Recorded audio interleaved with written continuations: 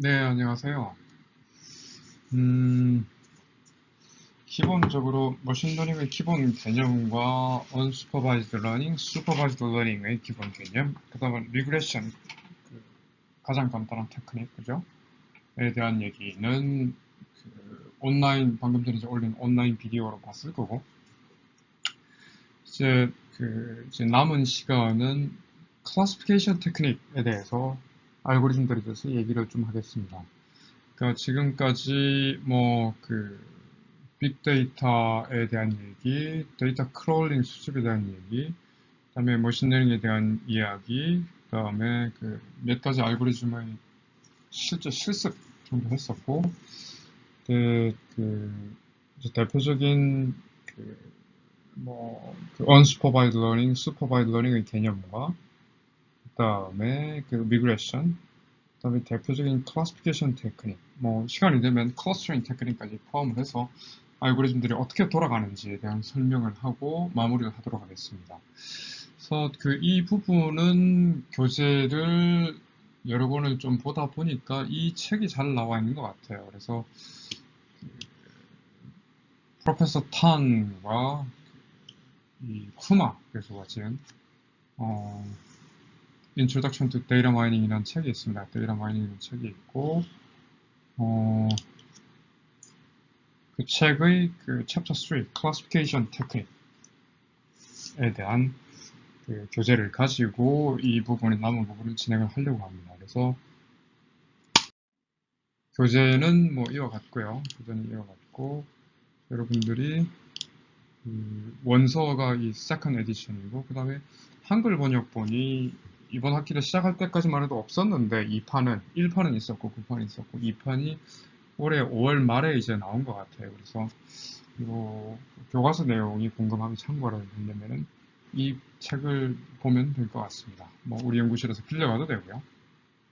네, 그리고 시작을 하도록 하죠. 그래서 클래시피케이션이라는 것은 이제 대표적인 슈퍼바이즈드 러닝의 테크닉이죠. 그래서 그, 리그레션에 대한 얘기는 봤을 거고, 이제 대표적인 슈퍼바이즈드 러닝에서 쓰이는 그런 데이터 마이닝 타스크입니다. 데이터 마이닝 타스크인데 기본적으로 이제 분류 작업이라고 얘기를 할 수 있겠죠. 분류 작업이라고 할 수 있는데 훈련을 하죠. 훈련을 하는데 이렇게 각각의 레코드가 투표로 지어집니다. 투표로 지어지는데 attribute set들이 주어지고, 그죠? attribute 속성 집합들이 주어지고, 그 다음에 각 속성 값에 이은 결과 값이 있는 거죠. 여러분들 우리 붓꽃 분류 작업이라든가 그런 것들에서 봤듯이 이제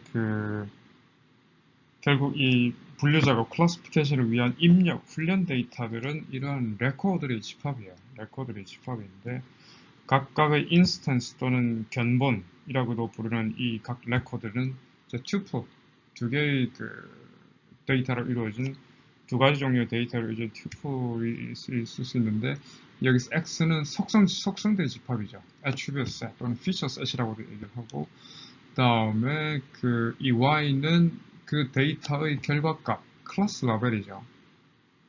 그죠? 클래스 레이블이라고 얘기를 합니다. 그래서 예를 들어서 얘가 부채붓꽃이라든가 북미붓꽃이라든가 그러한 속성값 우리 기억나겠지만은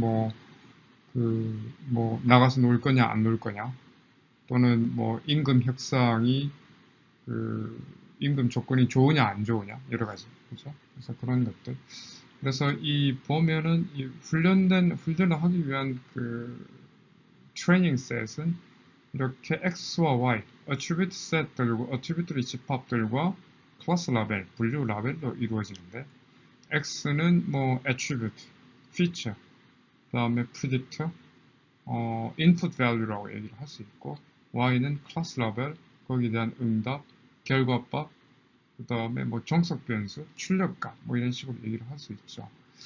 그래서 classification이라는 게 기본적으로는 이러한 그 주어진 트레이닝 셋들을 가지고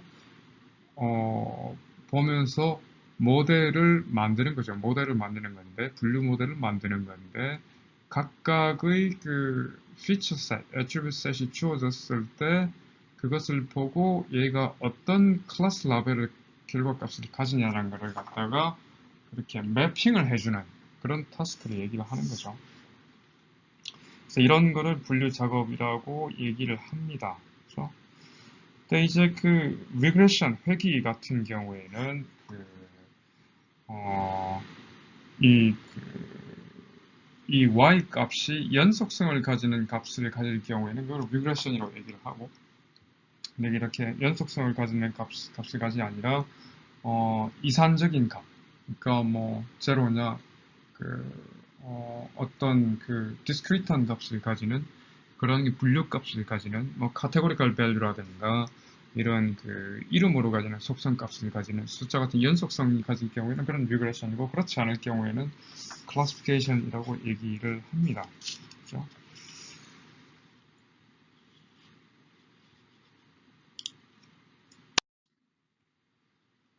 그래서 그 클래시피케이션 타스크 분류 작업의 예를 들면 뭐 우리가 지금까지도 많은 예를 들었지만 뭐 여러 가지가 있을 수 있겠죠. 그래서 이메일 메시지를 분류하는 작업도 있겠죠. 그래서 그 클래스 라벨 y 값으로는 뭐 이메일이 스팸이냐 아니냐라는 분류 결과 값이 있을 거고, 그다음 attribute set, feature set이라고 되어 속성 값을 속성들이 집합이라고 얘기하는데, 여기서는 그 주어진 이메일의 속성 값이죠. 그러니까 예를 들어서 뭐 송신자가 누구냐, 수신자가 누구냐, 뭐 수신자의 수가 많느냐,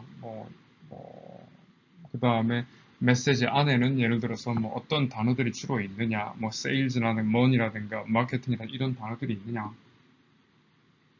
그래서 여러 가지 속성 값이 될 수 있겠죠.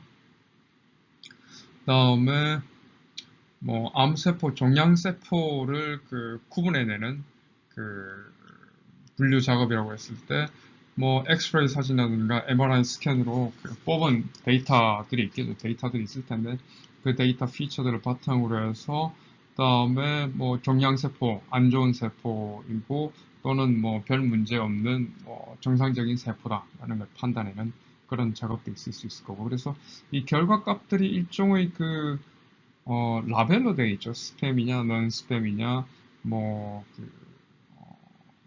악성이냐, 아니면 뭐, 별 문제 없는 거냐, 이런 식으로 그 카테고리 밸류 값으로 되어 있고, 네임 값으로 되어 있고, 이런 값을 그 이산적인 값이라고 얘기를 하죠. 여러분 이산 수학할 때 디스크리트한 그런 그 값들이 연속적이지 않은 그런 값들 얘기를 하는 거죠. 그래서 이런 경우에 클래시피케이션이라고, 이런 그 클래스 라벨이 그뭐 실수와 같은 주로 이제 연속적인 continuous value를 가지면 그리고 regression이라고 얘기를 합니다. 그다음에 뭐 그 은하계의 뭐 분류 작업, 뭐 여러 가지 있을 수 있겠죠. 그래서 망원경에서 잡은 그 천체 망원경에서 잡은 이미지에서 뽑은 피처를 가지고 뭐 나선형 은하계인지 뭐 타원형 은하계인지 아니면 불규칙적인 모양을 가진 그런 그 은하계인지를 분류하는 그런 그 클래시피케이션 타스크가 있겠죠. 그래서 뭐 그 외에도 우리가 수업 시간에 얘기한 뭐 여러 가지가 있었죠. 그 뭐 붓꽃, 부채 붓꽃 뭐 이런 거 분류하는 작업. 그다음에 뭐 날씨 바깥 조건에 따라서 나가서 놀 거냐 말 거냐라는 걸 분류하는 작업. 뭐 여러 가지 분류 작업들이 있었죠. 그래서 그 데이터 마이닝을 할 때 슈퍼바이즈 러닝에서 그 가장 뭐 많이 쓰이는, 많이 활용하는 작업입니다. 그죠? 뭐 리그레션도 마찬가지고. 클래시파이어는 이런 그 분류 기법 또는 분류기 클래시파이어는 그 입력된 그 훈련 데이터 집합으로부터 분류 모델을 구축하는 일종의 체계적인 접근 방법이에요. 그래서 뭐 보면은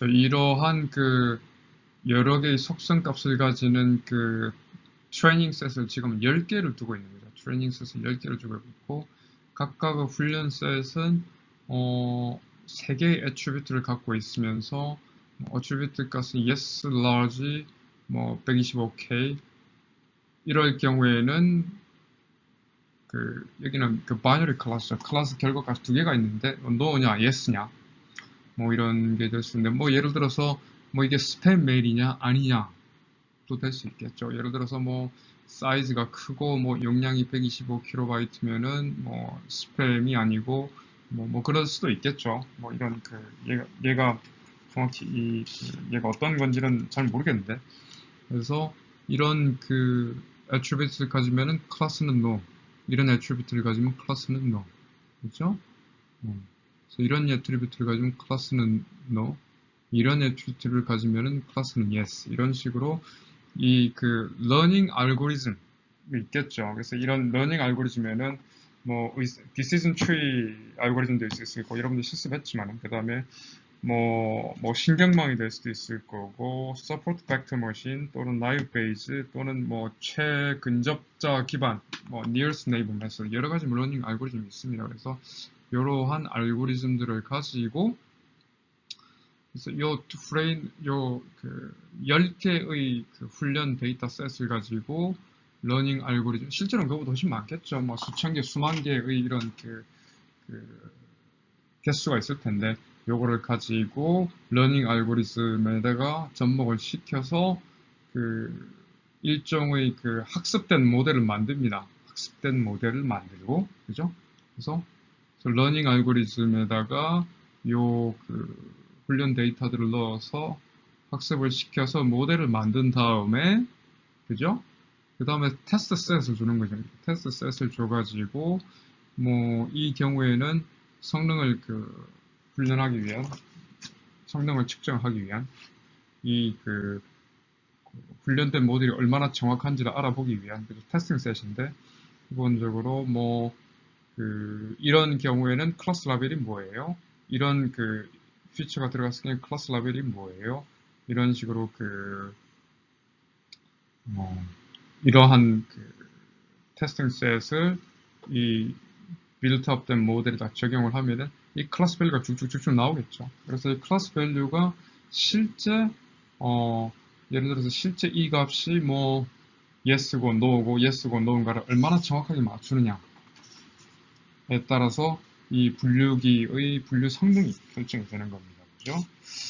그래서 기본적으로는 이러한 셋을 트레이닝 셋, 훈련 집합이라고 얘기를 하고 그래서 이런 훈련 셋을 바탕으로 해서 이 클래시피케이션 하는 알고리즘, 러닝 알고리즘을 감독을 시킴으로 인해서 이러한 학습을 슈퍼바이즈 러닝, 감독 학습이라고 얘기를 하죠.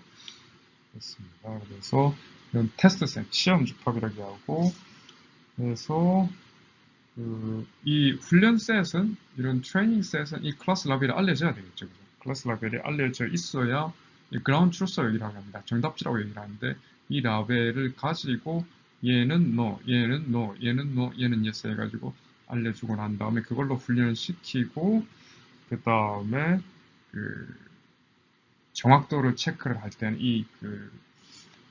만들어진 모델의 정확도를 체크하자고 할 때는 이 클래스 라벨이 알려지지 않은 그죠? 다른 테스팅 셋을 가지고 빌드업된 클래스 파일을 테스팅을 해보는 거죠. 있습니다.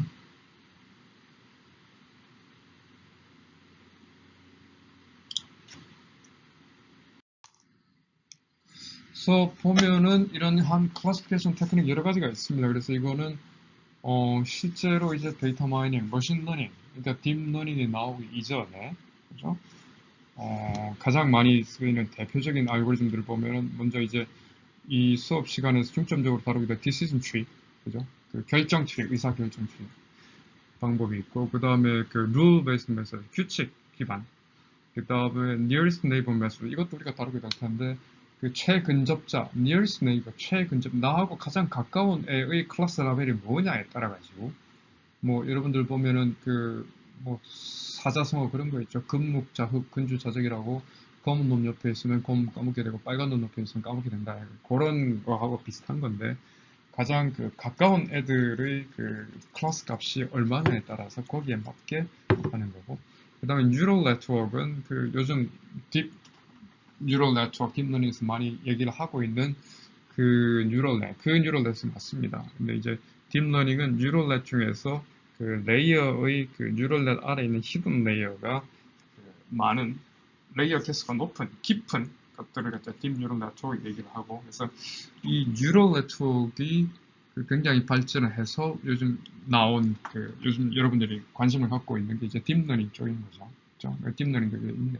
있고, 그 다음에 그 베이지언 그 너희 베이스 알고리즘도 있고, 뭐 그 조건부 확률 가지고 계산하는, 그 다음에 이제 서포트 벡터 머신, 이렇게 여러 가지가 있습니다. 이제 이 중에서 뭐 나중에 여러분들이 기계학습 과목을 집중적으로 듣게 되면 이제 다 이걸 아마 배우게 될 거고, 제대로 배우면 여기에서는 이제 이 과목에서는 그 시간 관계상 가장 중요하고 많이 쓰이는 한 몇 가지 정도만 얘기를 하게 되겠습니다. 그 다음에 그 앙상블 클래시파이어라고 여기 있는 보면 이 각각의 그 머신러닝 테크닉들이, 클래시피케이션 테크닉들이 다 각각의 장단점이 있습니다. 장단점이 있고, 이 중에서 어느 것이 가장 뛰어나고 잘 되냐? 사실 뭐 제일 잘 되면 궁금증이 있을 수 있겠죠. 뭐 뭔가 잘 되면은 그냥 그것만 쓰면 되는 거 아니냐? 왜 이렇게 뭐 다 많은 걸 써야 되냐? 이 많은 걸 다 배울 필요가 뭐 있냐?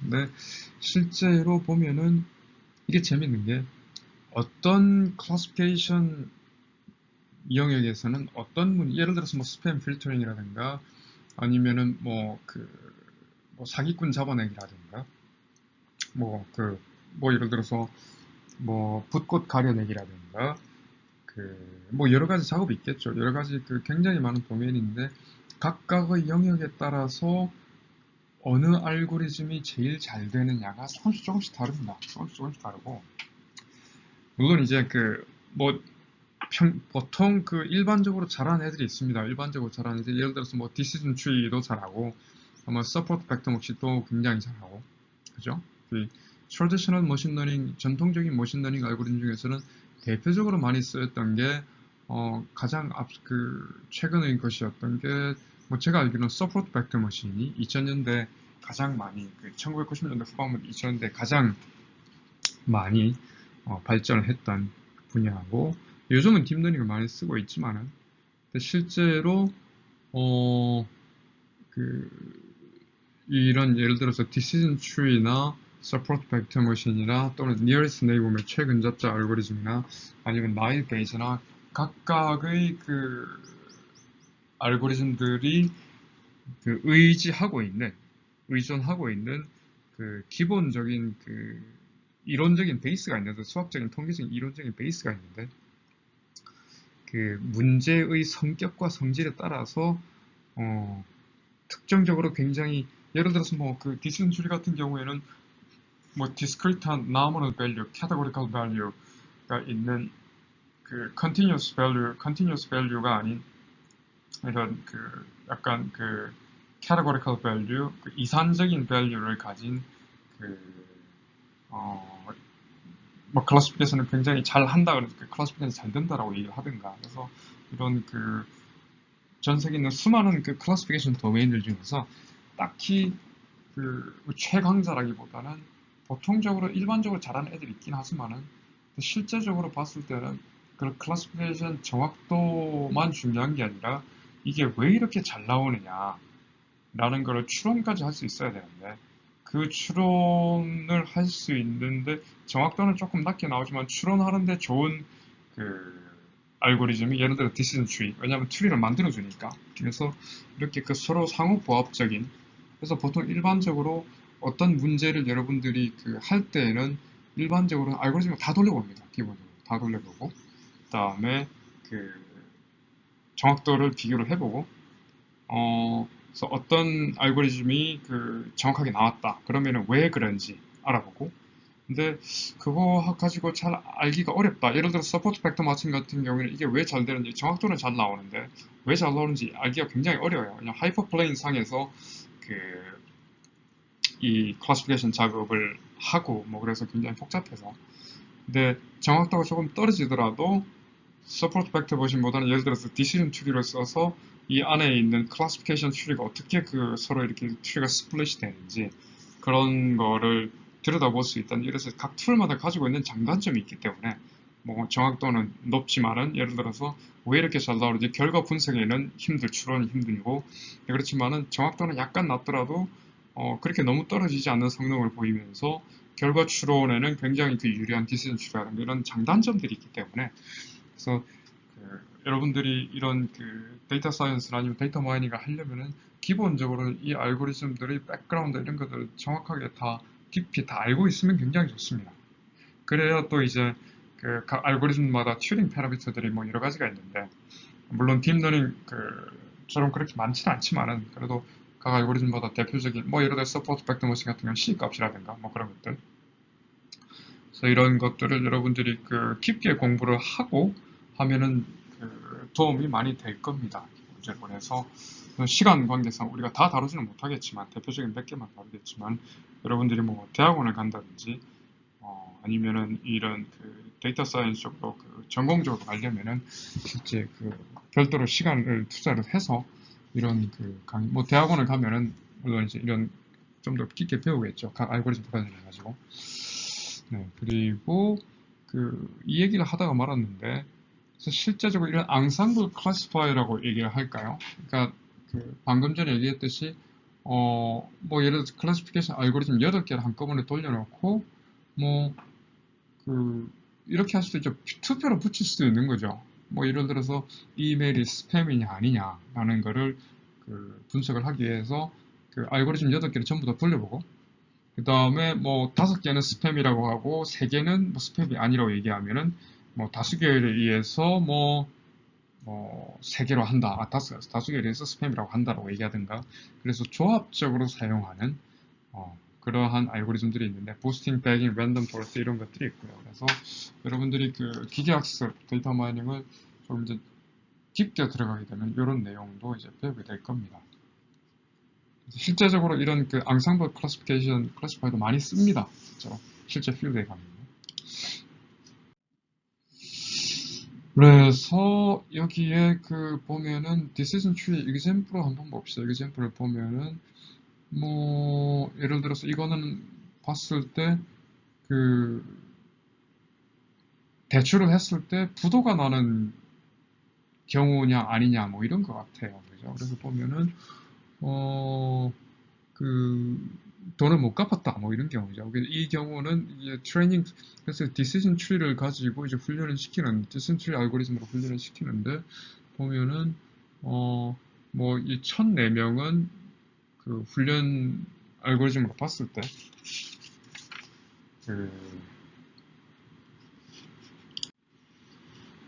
이거는 어떤 대출 신청자가 있을 때 이 사람이 대출금을 갚을 수 있을 것인지 아닌지 아니면 갚지 못해 체납자가 될 건지를 이제 예측하는 문제가 되는 거죠. 그래서 이 문제에 대한 이제 훈련 집합은 트레이닝 데이터는 이 사람 이전의 대출자들의 기록들을 검사를 해서 만들 수가 있죠. 그래서 예를 들어서 이쪽에 있는 각 레코드가 지금 10개가 있는데 각 레코드는 대출자의 개인정보들과 함께 해당 대출자가 대출금을 체납했는지, 갚았는지, 갚지 못했는지 여부를 나타내는 클래스 레이블을 포함을 하고 있어요. 그래서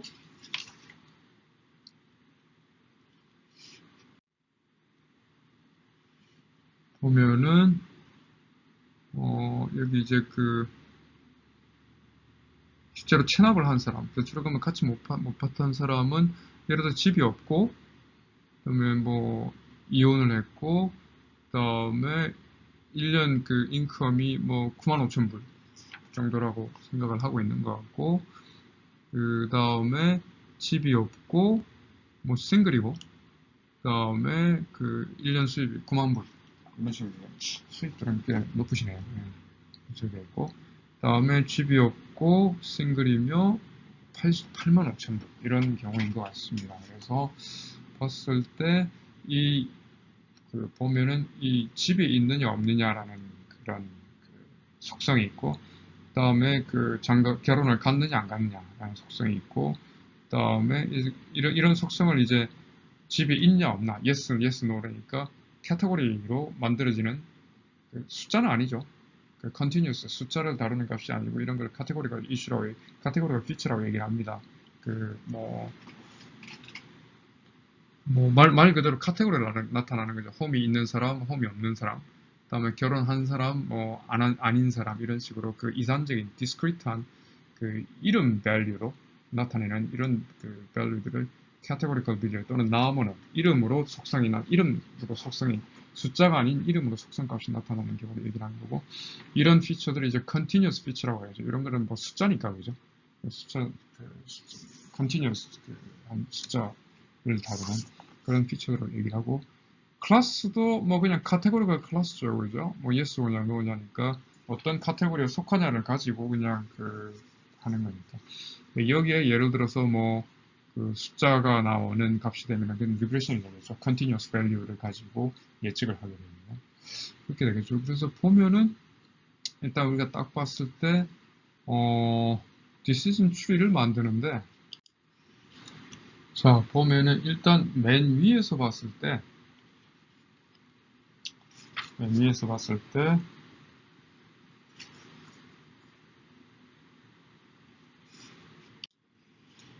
보면은 일단 집이 있으면은, 그죠? 집이 있으면은 무조건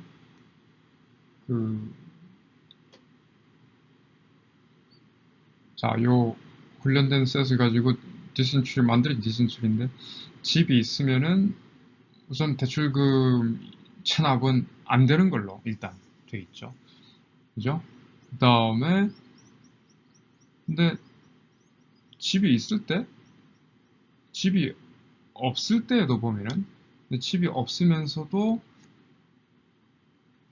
자, 이렇게 집이 있을 경우에는 다 이제 전부 다 대출금 부도를 안 내는데, 집이 없을 경우에는 부도를 내는 사람도 있고 체납을 하는 사람도 있고 체납을 하지 않는 사람들도 있는 거죠. 그리고 보니까 그 데이터를 쭉 보니까 집이 없어도 결혼을 한 사람들은 여기서 부도가 없는 거죠.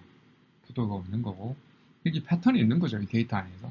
그 다음에 집이 없어도, 그 다음에 결혼을 하지 않거나 또는 이혼을 했어도 1년 수익이 80K 이상이면은, 80K 이하면은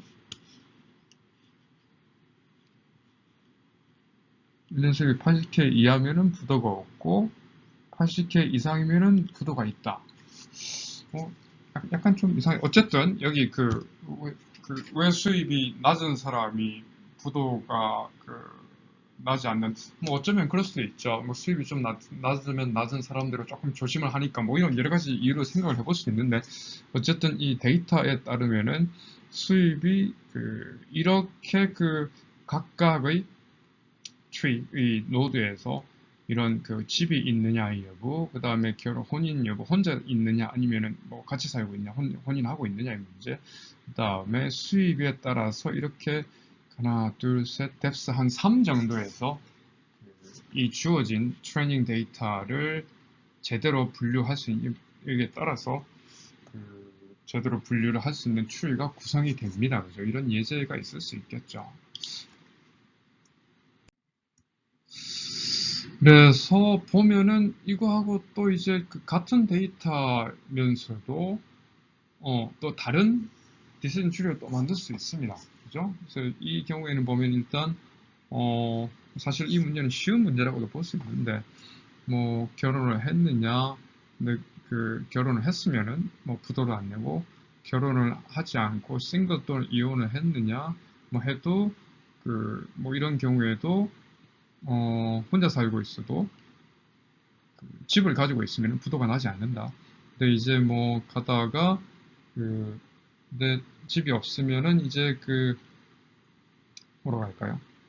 수입 수준에 따라 가지고, 수입 레벨의 수입이 어느 정도냐에 따라 가지고 대출금을 갚는다든 갚지 못한다든 이렇게 이제 트리가 만들어질 수 있는 거죠. 그래서 뭐 항상 보면은 뭐 특히나 이렇게 쉬운 문제일 경우에 뭐 아닐 경우도 있지만은 트리를 처음 만들 때 방금 전에 슬라이드에서는 홈 오너가 먼저 왔었고 집이 있느냐 없냐가 먼저 루트 노드였는데 네, 이 슬라이드에서 이 트리에서는 현재 결혼을 했느냐 아니면 뭐 혼자 있느냐의 경우에 따라 가지고 루트로 시작하는 그런 서로 다른 트리로 만들어질 수 있다는 걸 보여주고 있는 겁니다.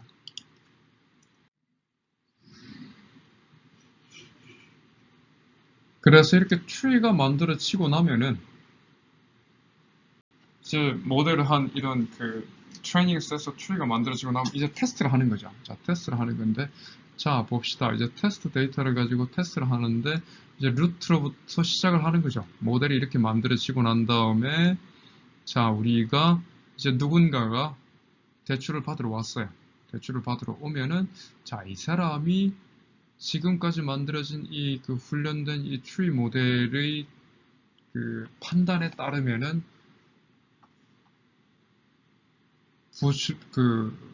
뭐죠? 부도를 낼 사람인가 안 낸 사람인가를 미리 예측을 해오는 거예요. 그래서 한번 봅시다. 홈 오너, 홈이 없죠? 홈은 없고, 그럼 이리로 가고, 자, 트리를 이렇게 따라가고, 자, 그럼 그 다음에 봐야 될 건 뭐예요? 이 트리에 따르면은, 결혼한 상황이에요? 아니에요? 아니죠? 결혼한 상황이 아니에요. 그래서 결혼한 상황이니까, 아, 이 사람은, 집은 없지만, 혼인을 한 사람이니까, 예전의 훈련 데이터로 만들어진 형성된 빌드업된 모델, 클래시피케이션 모델에 따르면은 분류 모델에 따르면은 이 사람은 부도를 낼 것 같지는 않습니다. 라고 판단이 되고 이 사람한테는 돈을 빌려주겠죠. 자, 그래서 이런 목적으로 쓰이는 겁니다. 그래서 그죠? 있고 그죠? 있고 그래서 뭐 이 사람은 오케이 이렇게 나오는 거죠.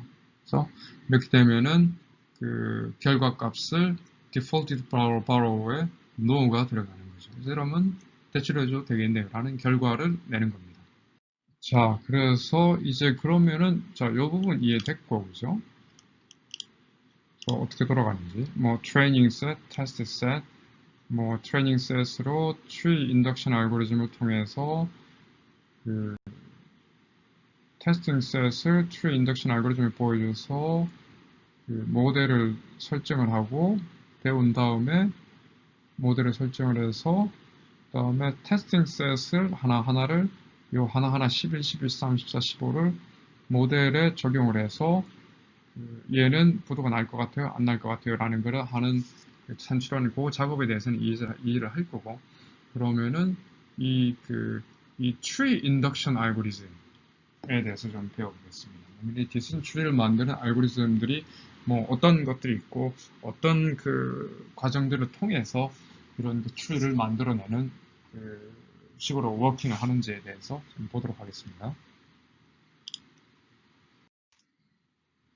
그래서 디시전 트리 인덕션에는 뭐 여러 가지가 있습니다. 굉장히 많은데 뭐 그 중에서도 뭐 가장 뭐라고 할까요? 빠른 시기에 가장 초기에 나온 헌트 알고리즘이라는 게 있고 그다음에 카르트 있고 ID3 그다음에 실제 요즘 뭐 가장 많이 쓰이고 있는 C4.5 알고리즘 그다음에 슬립 스프린트 등 여러 가지 알고리즘들이 있습니다.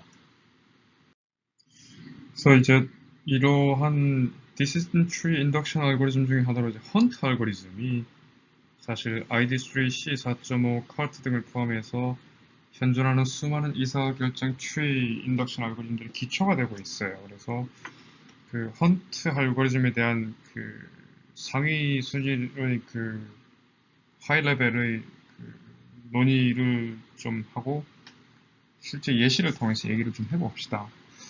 그래서 이제 헌트 알고리즘은 이제 의사결정 트리를 만들 때 이제 트레이닝 레코드들을 연속적으로 이제 더 단순한 부분 집합들로 쪼개는 프로세스를 재기적으로 하면서 재기적 방식으로서 트리를 이렇게 밑으로 키워 나가는 거죠. 그래서 예를 들어서 이제 이 DT를 트레이닝 셋들의 집합이라고 하고, 그죠? 어떤 트리 노드 T에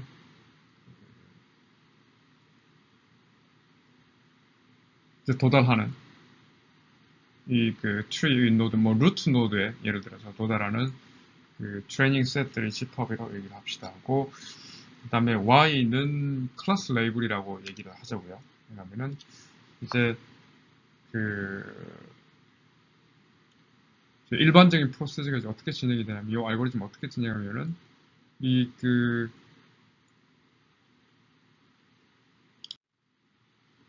노드 T에 도달한 트레이닝 셋 DT가 모두 어떤 클래스 YT에 속하는 트레이닝 셋이라면, 그러니까 예를 들어서 이런 거죠. 그러니까 어떤 트리에서 노드가 이렇게 쭉 오른데 이 노드에 도착한 이 트레이닝 셋, 이 트리 노드에 뭐 예를 들어서 이게 루트라고 치면은 모든 데이터 셋들이 될 수 있겠죠. 모든 훈련 데이터 셋이 될 수 있을 텐데, 만약에 이 노드 T에 도착한 이 모든 DT가 똑같은 클래스 YT로 똑같은 클래스 값을 갖고 있으면은 얘는 리프 노드다. 단말 노드가 된다. 잎사귀 노드가 된다라고 얘기를 하는 거고, 만약에 이 트리 노드에서 도착한 이 훈련 셋들이, 대응되는 훈련 셋들이, 하나의 클래스로 다 되는 게 아니라, 뭐 예를 들어서 여기를 보면 그렇죠. 자, 여기에 이 클래스가 10개가 있는데, 트레이닝 셋이 10개가 있는데, 10개가 이 루트 노드에, 디센트리 루트 노드에 도달했다 했다고 치면은, 사실 이 DT들은 어떻게 돼요? 7개는 no 클래스가 되고, 3개는 yes 클래스로 분류가 되죠. 그러니까, 이 1번에 해당이 안 되는 거죠. 그죠? 그래서, 다시 얘기하자면은, 이 트리 노드 T에 도착한 모든 훈련셋 DT가 같은 클래스에 속하면은 그냥 더 이상의 트리 스플리팅을 할 필요 없는 거죠. 이미 여기서 클래스피케이션 끝난 거고. 그런데 그렇지 않고 지금 이 상황처럼 루트 노드에 도착한 DT의 셋들이 7개는 no고 3개는 yes죠. 그러니까 결국은 뭐냐 하면은 DT가 레코드를 포함을 하고 있는데 하나의 클래스로 끝나는 게 아니라 지금 여기서는 yes 클래스로 3개가 되고 no 클래스로 7개가 이제 분류가 되는데, 그렇게 되면은 이제 속성 값을 테스트를 해가지고 쪼개야 된다라고 얘기를 하고 있는 거죠. 그래서 이 DT가 하나 이상의 클래스에 속하는 레코드들을 포함하고 있으면 이 레코드들을 더 작은 부분 집합들로 분할하기 위한 attribute test condition이 선택이 됩니다. 그러니까 더 밑으로 더 쪼개야 되는 거죠. 어떻게 쪼개야 되겠어요? 쪼갠 밑에 애들은 되도록이면은 한 클래스에 있는 애들이 모든 한 노드로 트리 노드에, 리프 노드에 들어갈 수 있도록 더 쪼개게 되는 거죠. 그래서 이러한 쪼개는 작업을 리커시브하게 재기적으로 계속 수행을 해서 밑으로 쪼개면서 하나의 노드에 여러 개의 클래스가 섞여 있으면은 걔네 또 쪼개고, 그죠? 쪼개는데 얘네들을 부분 집합들로 분할을 하면서 되도록이면 클래스별로 노드가 쪼개질 수 있도록 속성 값들을 적절한 속성 attribute 값들을 테스팅을 해서 그 중에서 가장 잘 쪼개지는 것들로 트리를 분산을 시키겠죠. 그죠?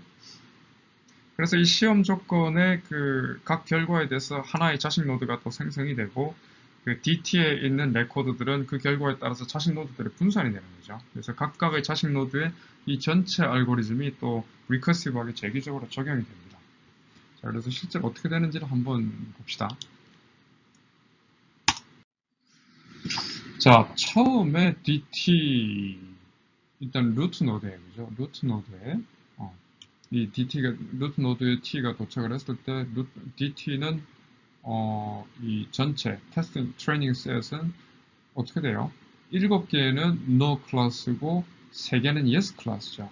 그렇게 되면은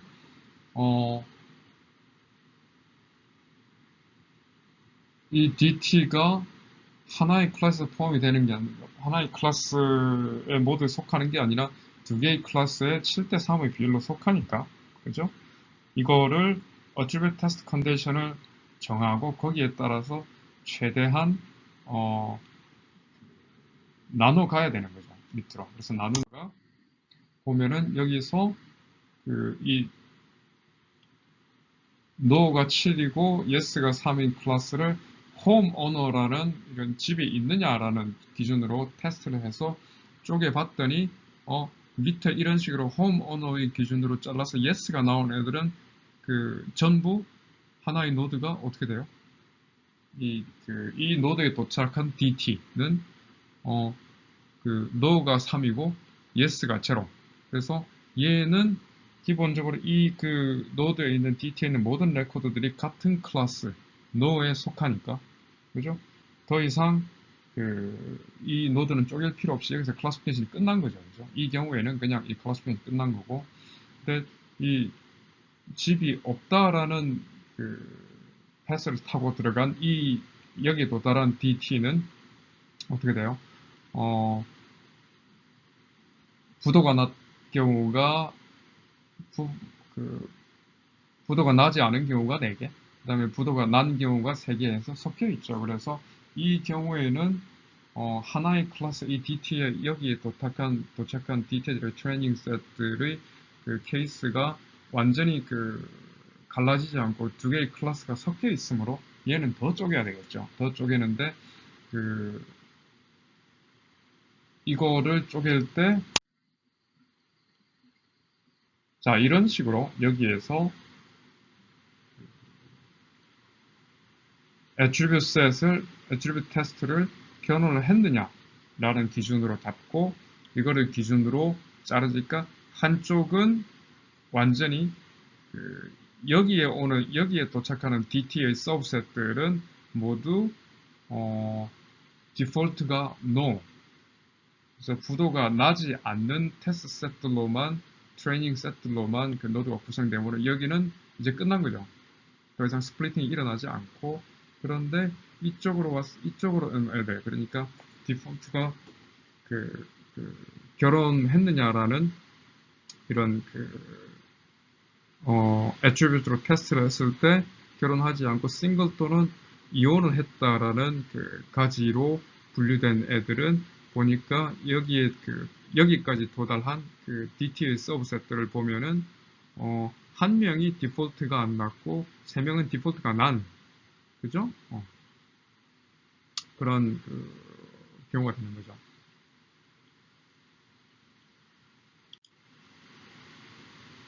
그래서 이 경우는 이제 한 클래스에 전부 다 포함이 안 되고 두 개의 클래스로 섞여 있기 혼재되어 있기 때문에 얘를 또 나눠줘야 되겠죠. 얘를 또 다른 attribute 테스트로 테스트를 해보니까 이렇게 되는 거죠.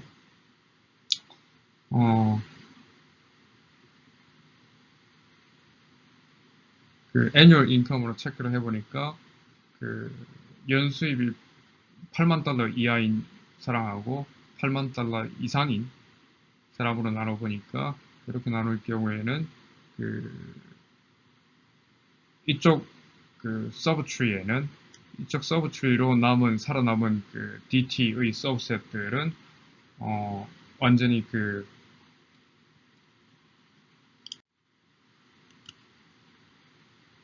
디폴트가 나지 않은 그러니까 부도가 나지 않은 사람들로만 구성이 됐고 이쪽은 어떻게 돼요? 디폴트가 난 사람들만 구성이 돼서 완전히 이 트리 노드에 도착한 DT는 모두 싱글 클래스에 포함이 되므로 모든 노드들이 싱글 클래스만으로만 포함이 돼서 이제 그 클래시피케이션 작업이 끝난 거죠. 그렇죠? 자, 이런 식으로 구성이 됩니다. 자, 이렇게 디시전 트리가 만들어졌습니다. 펀터를 그립니다. 자, 그럼 이제 이 디시전 트리, 의사결정 트리 인덕션의 설계할 때 이슈가 있죠. 했을 때 지금 이제 예를 들어서 우리가 예제를 봤는데 보면은 이 디시전 트리를 유도하는 학습 알고리즘은 이제 다음의 두 가지 문제를 다루어야 되는 거죠. 그래서 이 훈련 레코드들, 그죠? 처음에 이제 트레이닝 레코드가 처음에 와서 루트에서 이제 갈라지고, 그죠? 그다음에 루트에 왔을 때 훈련 레코드들이 왔을 때 그것들이 전부 다 하나의 같은 클래스가 아니면은 이제 어떤 특정 테스트 컨디션을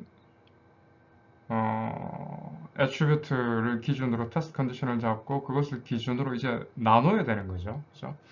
그래서 이런 나누는 것들이 어떻게 스플릿이 되어야 되느냐라는 거죠. 그래서 보면은 이 테스트 컨디션을 어떤 식으로 줄 것이냐라는 어떤 식으로 사용을 할 것이냐는 방법론인데 이거는 attribute 타입에 따라 다릅니다. 그죠? 그래서 뭐 예를 들어서 뭐 attribute 타입이 숫자인지 아니면은 나머는 그러니까 뭐그 명목형이라고 하나요? 명목형이라고 하나 카드 또는 캐러고리컬 어떤 분류형 그죠? 속성 그래서 그리고 또는 뭐 순서형 오디너 서열형이라고 하나 이런 그런 여러 가지 타입이 있는데 이런 attribute 타입이 예를 들어서 뭐 숫자냐 아니면 그냥 이름 카테고리 네임이냐 아니면 어떤 순서형이냐 또 이런 거에 따라서 이 스플릿을 하기 위한 테스트 컨디션을 하는 방법이 다르겠죠. 달라져야 되겠죠. 그 다음에 또한 여러 가지 테스트 컨디션이 있는데 뭐 예를 들어서 어떤 애트리뷰트를 기준으로 스플릿 할 거냐 그 다음에 어떤 특정한 애트리뷰트를 타입을 잡아서 스플릿을 할 때 테스트 컨디션은 어떻게 잡아야 될 것이냐 그죠? 그래서 효과를 측정을 하면서 해야 되겠죠. 그래서 기본적으로 이 decision tree에서 어떤 노드가 이렇게 이제 테스트 컨디션에 따라서 이제 쭉쭉쭉쭉 갈라지는데 갈라지는 것을 어떤 방법을 써서 타입에 따라서 그죠? attribute 타입에 따라서 어떤 방법을 써서 테스트 컨디션을 줄 것이냐 이제 뭐 예제가 나오겠지만 그 다음에 주어진 테스트 컨디션이 과연 얼마만큼 정말 정확하게 빠르게 클래시피케이션 할 수 있는 트리로 나누어 주는데 얼마만큼 효과가 있느냐라는 거 항상 이렇게 측정할 수 있어야 되겠죠. 그죠? 그래서 이제 사실 이 트리를 이제 밑으로 성장을 시켜 나갈 때마다 이제 사용되는 각 재기적인 단계는 이 훈련 레코드들을 더 작은 부분 집합들로 나누기 위해서 attribute test 컨디션을 선택을 해야 되는데, 그죠? 근데 이 단계의 수행을 위해서 이 알고리즘은 그러니까 이 의사결정 트리를 유도하는 학습 알고리즘은 서로 다른 속성 타입들에 대한 시험 테스트 컨디션을 명시하는 방법도 해야 되고 제공을 해야 되고 그다음에 각 시험 조건이 얼마나 클래시피케이션 성능을 우수하게 하는지를 평가하기 위한 객관적인 척도도 제공해야 된다라는 그런 얘기를 하고 있는 거고요. 그 다음에 두 번째는 이제 분할 절차는 뭐 어떻게 스탑해야 되는가라는 건데. 그래서 이제 뭐 트리가 이제 밑으로 쭉쭉 성장을 하면서 성장 과정을 끝내기 위한 정지 조건이 필요하죠. 언제 이 트리의 분할을 끝낼 거냐라는 거죠. 그래서 뭐 한 가지 가능한 정략은 뭐 우리가 예제에서 들었듯이 모든 트레이닝 레코드가 트레이닝 인스턴스가 같은 클래스에 속하거나 그죠? 동일한 속성 값들을 가질 때는 그럴 때까지 이제 노드를 계속 확장해 나가는 거죠. 그럴 때까지 노드를 계속 확장해 나가는 거고. 근데 이제 물론 이제 이러한 조건들이, 그죠? 이 디시전 트리를 만드는 인덕션 알고리즘을 정제시키기 위한 충분 조건들이긴 한데, 예를 들어서 트리가 너무 이제 길게 뻗어나갈 때는 경우, 그래서 완전히 클래시피케이션이 잘 안 되는 경우도 있겠죠. 이제 그럴 때는 트리 성장조차를 조금 이제 뭐 충분한 성능이 클래시피케이션 퍼포먼스가 나왔다고 생각될 때는 좀 더 일찍 끝낼 수 있는 그런 방법론을 부여를 할 수도 있습니다. 그걸 이제 early termination, 빨리 트리 스플리팅을 뭐 빨리 끝낸다, 뭐 이런 건데. 그래서 이런 일찍 조금 트리를 이러한 조건, 예를 들어서 하나의 스플릿된 노드의 트레이닝 인스턴스가 모두 같은 클래스로 어사인이 되지 않는다 하더라도 조금 더 일찍 조기 종료를 시키는 그러한 방법론도 있습니다. 그래서 이런 것들이 이점에 대해서는 이제 조금 뭐 이 다음 챕터나 그런 곳에서 나오게 있는데, 네, 이 부분은 이번 여기서 빅데이터 개론에는 다루지 않도록 하겠습니다.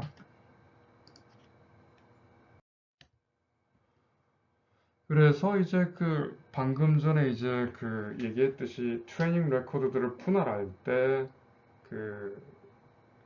더 작은 부분 집합들로 나눌 때 이제 attribute를 테스트할 수 있는 컨디션을 선택을 해야 되는데, 이때 이제 서로 다른 속성 타입들에 대해서 이 테스트 컨디션을 어떻게 명시를 해야 될 거냐라는 거에 대해서 간략하게 얘기를 하겠습니다.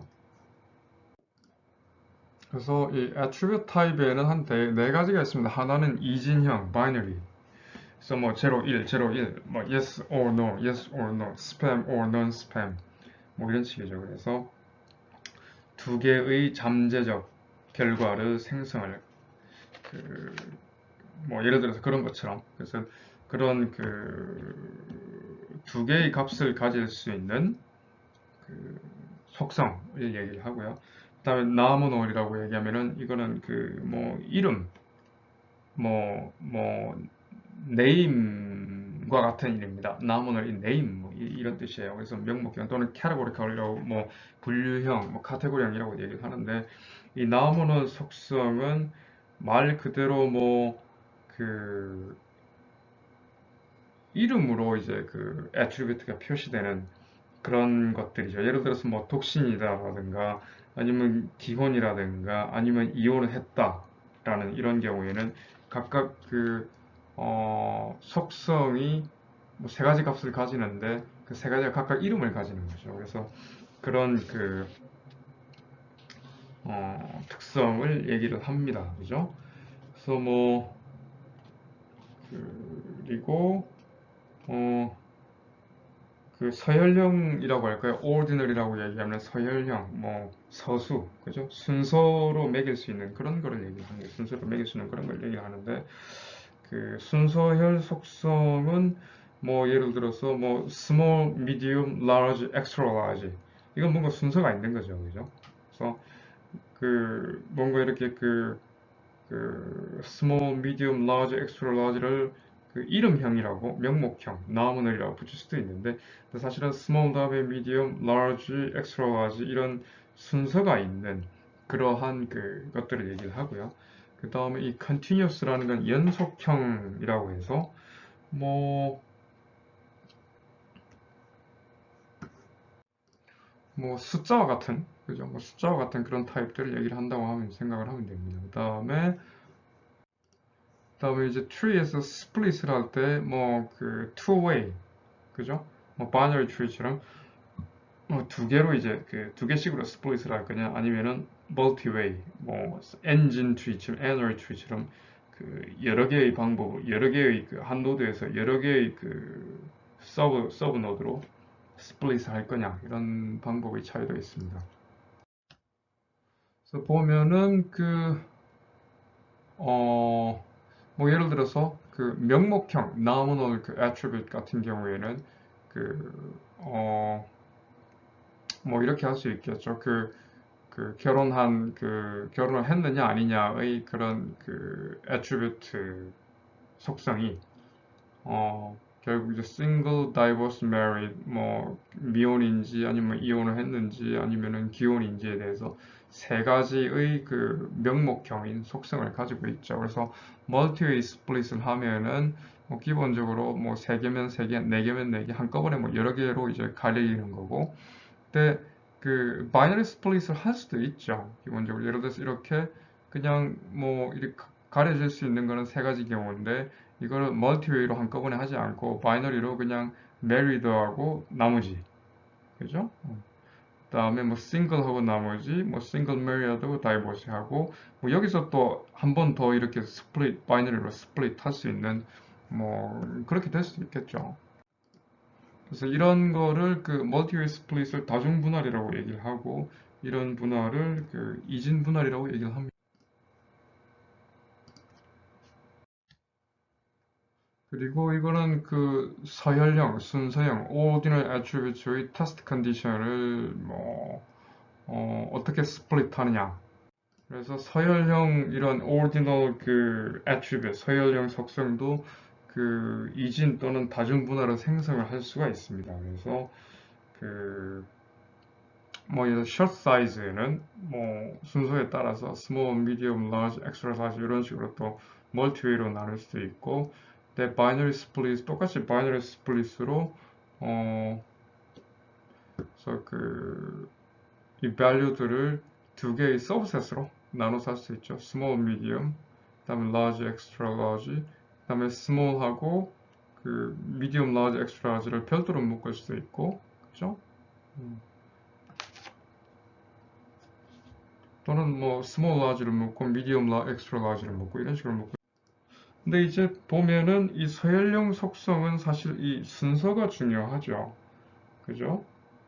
근데 이 그룹에서 있는 이렇게 그 분할을 하는 경우와 그 이렇게 분할을 하는 경우에는 그 서열형의 속성 값들 사이 순서를 유지하고 있는데 small, medium, large, extra large 이거 있고, 여기서는 small 있고 나머지는 이제 small보다 큰 것들인데, 이렇게 스플릿을 하는 경우에는 스몰과 라지를 같은 그룹으로 묶고 미디엄과 엑스트라 라지를 또 다른 그룹으로 묶고 있기 때문에 이 서열적 특성을 위반하고 있다고 볼 수가 있습니다. 그죠? 그래서 그 이러한 서열형 속성 값들은 서열적 특성에 위배되지 않는 그 범위에서 그룹으로 묶일 수가 있으므로 이 두 가지 방법이 밸리드하고, 이 방법은 서열형 속성을 위반하는 그런 그 스플릿이라고 볼 수가 있습니다.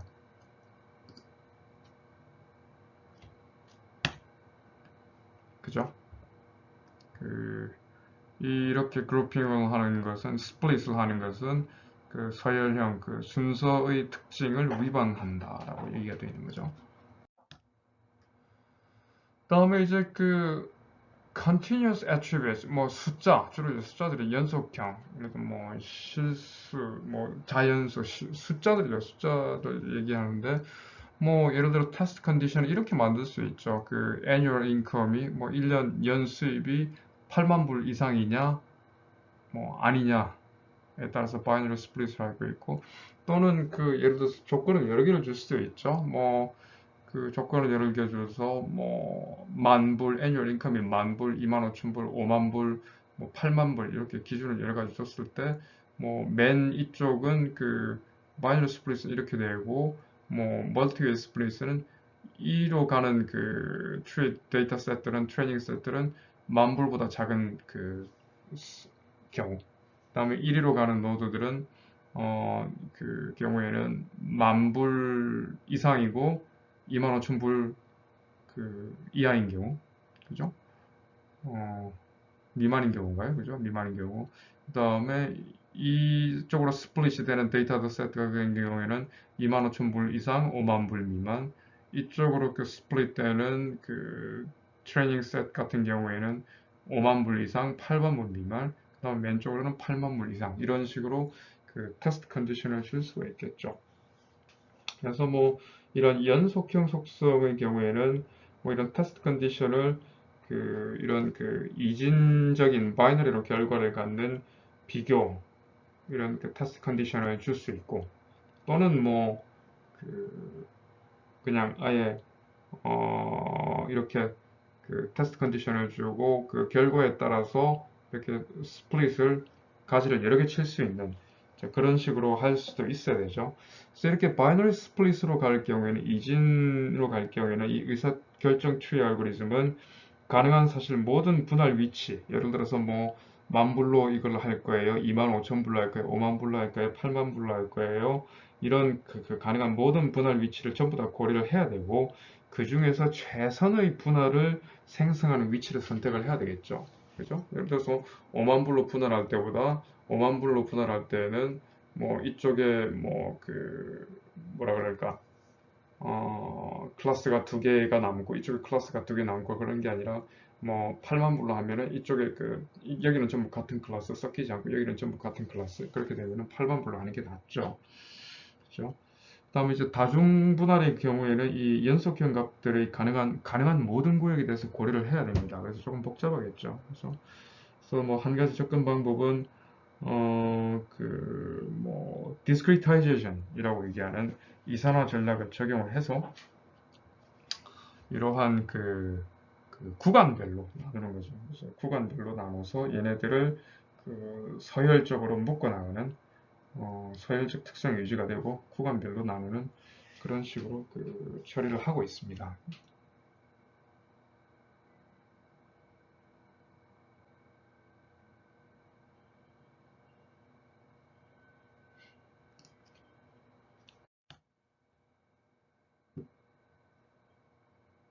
그래서 이제 여기서 보면은 방금 전에 이제 그 연속성 값을 갖고 있는 그 연봉을 비율을 어, 그 값을 가지고 이제 트리를 어떻게 구성을 할 거냐라는 건데 사실 이 continuous value 같은 경우에는 연속성을 갖고 있는 값 같은 경우에는 사실 10,000불에서 80,000불 또는 그 이상에 대한 가능한 모든 구역에 대해서 고려를 해야 되는데 이거를 그 discretization 그러니까 구간별로 잘라서 만드는 거죠, 그죠? 조금 설명을 쉽게 만들면은 continuous한 그 값들을 뭐 예를 들어서 이런 거죠. 뭐 사실 뭐 1,000불도 있을 수 있고 5,000불도 있을 수 있고 10,000불도 있을 수 있고 어쩌면은 뭐 1200불, 1300불, 1234불, 1236불 이렇게 쭉 해가지고 굉장히 그 스플릿 할 수 있는 값이 많죠. 스플릿 할 수 있는 값이 많은데 근데 이거를 되도록이면은 그 컨티뉴어선 값이 아니라 이렇게 이산적인 구간별로 이렇게 묶어서 디스크리타이제이션 해서 그 서열형의 카테고리컬 밸류로 만드는 접근 방법을 실제로 많이 씁니다. 그죠? 연속형 같은 경우에는 그 얘기를 하고 있고 방금 전에 예제에서도 보면은 어, 그 10,000불, 25,000불, 50,000불, 80,000불로 각 구간을 나눠서 사실은 연속적인 값인데 그죠? 1부터 8만 뭐 또는 10만, 9만 이렇게 쭉 뭐 계속 연속적으로 값이 있는데 걔네들을 가장 뭐 클래시피케이션이 잘 될 수 있는 정확성을 높일 수 있는 구간으로 나눠서 실제로 구간별로 나눌 때 보면은 5개의 그 브랜치로 나눠주게 되고 뭐 10,000불 이하, 10,000불에서 25,000불 사이, 25,000불에서 50,000불 사이, 5만에서 8만 사이, 8만에서 8만 이상으로 그 5개의 구간으로 나누죠. 그죠? 그래서 그 서열형 연속형 애트리뷰트를 그런 그 5개의 그 순서가 있는 애트리뷰트로 그 전환을 한 거죠. 이러한 거를 디스크리타이제이션이라고 얘기를 합니다. 디스크리타이제이션 여러분들 이산 수학 배울 때 그죠? 그런 것들 이산화해서 그 전략을 사용을 해서 이렇게 디스크리타이제이션이 끝난 다음 이산화가 된 후에는 새로운 서술값이 각각의 이산화된 디스크리타이제이션 구간에 할당이 되는 거죠. 그래서 뭐 이렇게 인접한 구간들, 예를 들어서 25,000불하고 50,000불에 인접해 있는 구간들은 서열적 특성이 유지가 되는 한, 그죠? 서로 이렇게 묶일 수도 있고, 더 나눠질 수도 있고, 그렇죠. 그래서 예를 들어서 이런 그 구간들은 뭐 어쩌면은 그냥 10,000불, 20,000불, 3만불, 4만불, 5만불, 6만불 이렇게 그냥 같은 각 구역 크기를 전부 각게 그냥 만들어서 각 10,000불별로 할 수도 있고 5,000불별로 할 수도 있고 그죠? 또는 뭐 예를 들어서 10,000불에서 25,000불 사이가 100명이고 뭐 또는 25,000불에서 그 뭐 30,000불 사이가 100명이고 그러면은 각 명수에 맞게 그 버킷을 나눌 수도 있습니다. 근데 이제 이 구간을 어떻게 나누느냐가 사실 중요하겠죠. 그래서 그 구간의 그 값을 똑같이 해서 10,000불, 20,000불, 30,000불 이렇게 나누느냐 아니면 각 구간별에 있는 그 사람들의 그 데이터의 개수 예를 들어서 10,000불에서 20,000불까지는 10,000개, 20,000불에서 뭐 35,000불까지가 10,000개 그러면 거기에 맞게 또 이렇게 맞추는 그런 여러 가지 방법이 있겠죠. 뭐 클러스터링 할 수도 있고요. 그래서 뭐 이런 그 continuous value를 따질 때 이런 discretization을 써서 서열형으로 바꾸는 방법을 쓰기도 합니다. 종종 쓰기도 합니다. 그죠? 이 얘기는 방금 전에 얘기를 했죠. 그래서 뭐 이 바이너리 디시전을 매겨서 뭐 아니면 더 이런 식으로 나눌 경우에는 이 예제에서는 8만 불 기준으로 나눴었는데 8만 불 이하이냐 8만 불 이상이냐 미만이냐 이상이냐 나눴는데 사실은 뭐 10,000불, 20,000불, 3만불, 3만불, 55,000불 이런 그 가능한 스플릿을 전부 다 고려를 한 다음에 그죠? 그 중에서 가장 클래시피케이션 잘 되는 컷을 골라야 된다라는 얘기를 하는 거죠.